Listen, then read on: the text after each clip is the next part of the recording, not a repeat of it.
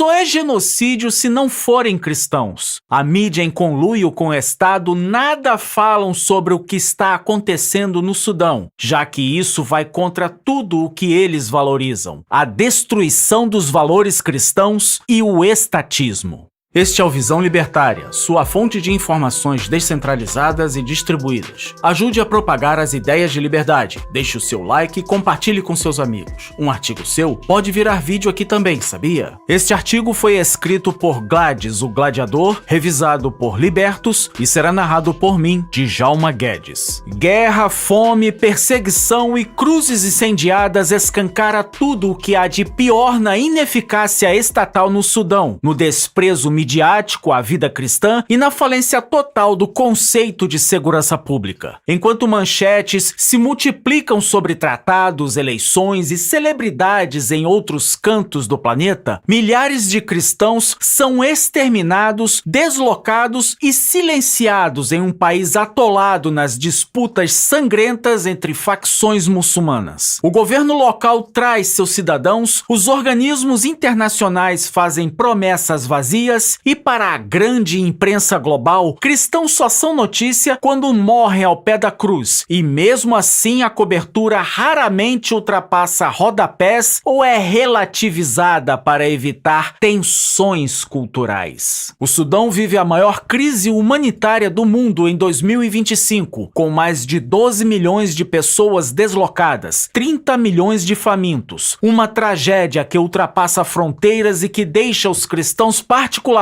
expostos ao extermínio silencioso. Dezenas de milhares são obrigados a fugir extorquidos nas estradas, vítimas de violência sexual, tortura, execuções e, sobretudo, de indiferença internacional. Cidades inteiras como El Fasher, em Darfur, viram campos de massacre onde homens, mulheres e crianças cristãs são assassinados pelo simples fato de professarem a fé. Igrejas viram alvo de ataques e saques. Religiosos são sequestrados e mortos enquanto celebram cultos clandestinos. Mais de 100 igrejas já foram destruídas e o número real de mortos permanece um mistério, graças ao apagão informativo que reina sobre o país. A raiz do problema está na natureza do Estado, já que os regimes autoritários africanos sempre venderam a ideia de ordem pública enquanto financiam grupos radicais, perpetuam leis baseadas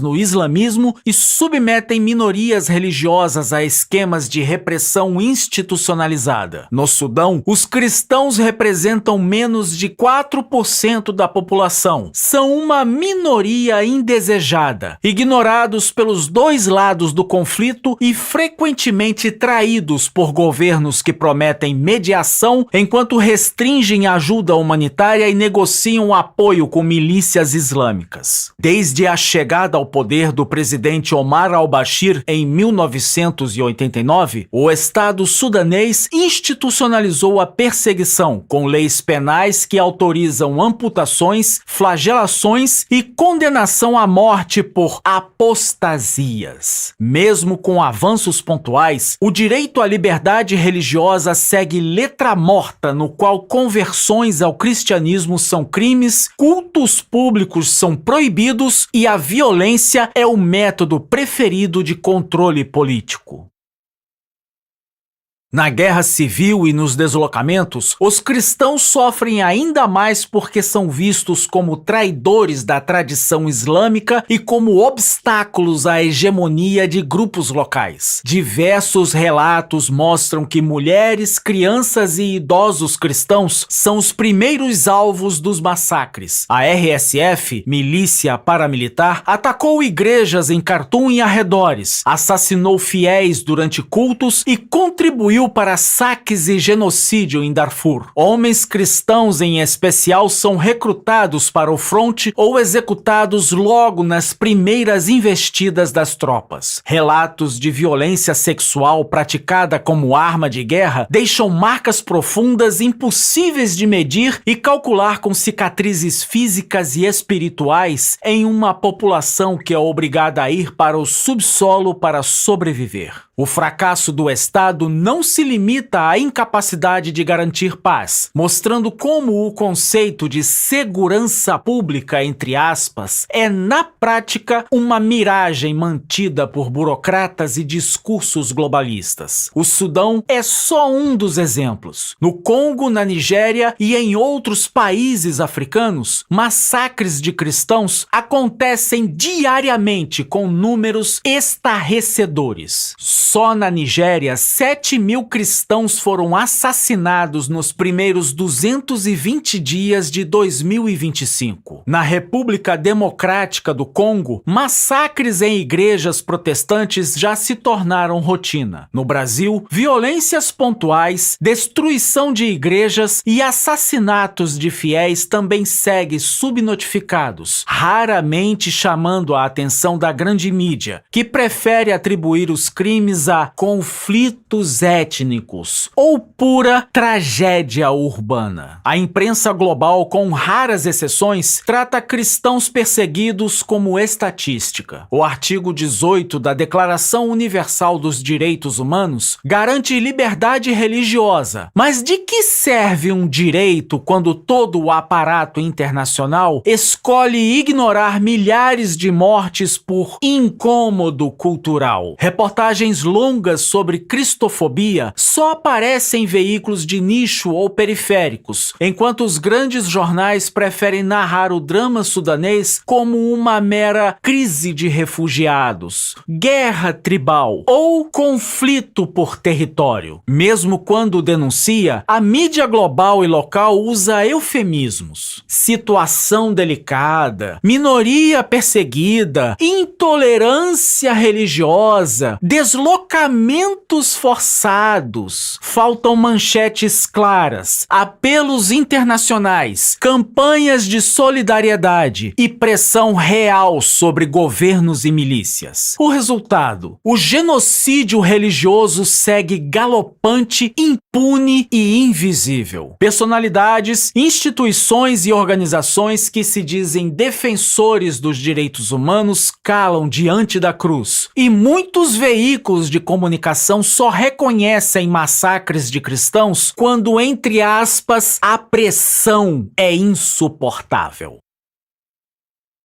O Estado, por sua vez, brilha na omissão. O Sudão representa um caso máximo de fracasso da ideia moderna de segurança pública. Estados que alegam ter monopólio do uso legítimo da força não somente falham em impedir carnificina, como frequentemente contribuem, financiam e se beneficiam dela. O regime sudanês, assim como tantos outros, não quis proteger cristãos, tampouco promover justiça após os massacres. A ajuda humanitária ficou bloqueada. Acesso a abrigos religiosamente motivados foi proibido. Policiais e militares compactuaram ou cruzaram os braços. Isso não é exclusividade africana. Por todo o mundo, governos são ineficientes, quando não cúmplices de perseguição a cristãos. E por que o Estado falha? Porque toda a segurança pública estatal opera com incentivos distorcidos. Políticos e burocratas respondem para si ou para quem garante permanência no poder. O cidadão comum vira somente estatística ou instrumento de negociação em tratados ou acordos comerciais, enquanto a segurança prometida nunca chega quando importa. O resultado é uma população refém de facções, milícias, grupos religiosos armados e justiceiros oficiais. A lei, entre aspas, é sempre a lei do mais forte, jamais a do direito dos vulneráveis. No Brasil, o cenário só é menos sangrento porque existe menos guerra civil, mas a lógica é semelhante. Igrejas depredadas, fiéis agredidos, ataques a procissões e raras matérias matérias de destaque na grande mídia. As forças de segurança são insuficientes. A legislação não protege a livre manifestação da fé e o ciclo de impunidade alimenta agressões crescentes a quem se recusa a renegar a fé pública. Como seria diferente numa sociedade de leis privadas, num mundo libertário, livre da intervenção estatal? A segurança seria garantida por contratos responsáveis, comunidades autônomas armadas e treinadas para se defender, prestação de serviço legítima guiada pelo interesse real do cliente, não por promessas políticas. Igrejas e instituições religiosas negociariam proteção e justiça com provedores privados, atuando dinamicamente para investigar, punir e sancionar crimes contra seus membros. O mercado, e não o Estado, garantiria rapidez, eficiência e custos compatíveis à necessidade concreta, usando o mecanismo da reputação e da responsabilização direta.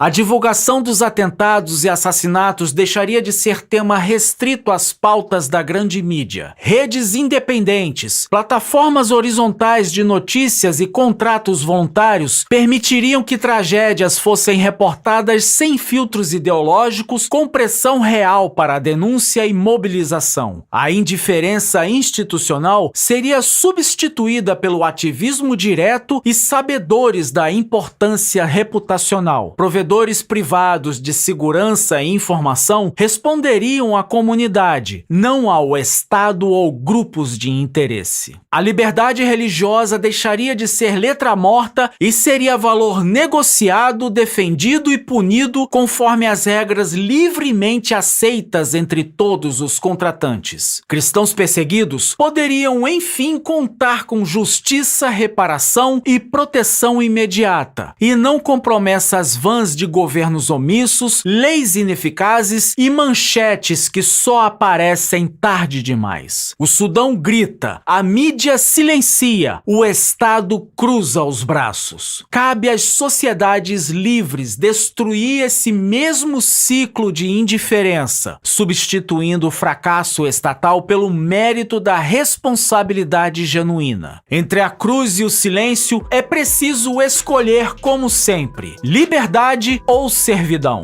Obrigado pela audiência. Esse é um canal colaborativo. Participe você também. Cadastre-se agora mesmo no nosso site visãolibertaria.com e envie seus artigos por lá. Os nossos colaboradores recebem recompensas em Bitcoin. Inscreva-se no canal e clique no botão da campainha para ser avisado de novos vídeos. Até a próxima e viva a liberdade!